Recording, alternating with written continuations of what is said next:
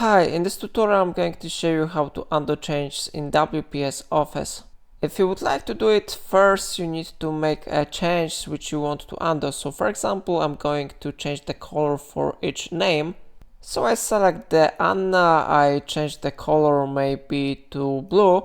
Then I maybe select this one name Mark. I change color to yellow. And I select site and I change color maybe to green. If I would like to undo changes, I have multiple methods here. First method is based on the icon on the upper side. You need to click on this one icon to undo change.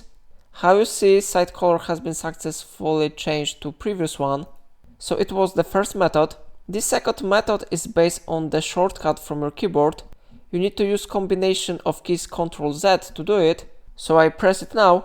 And how you see, changes have been successfully undo. So in this way you can easily undo changes in WPS Office. If I helped you, remember to like this tutorial and subscribe my channel. Please let me know in comment if it's solved your problem.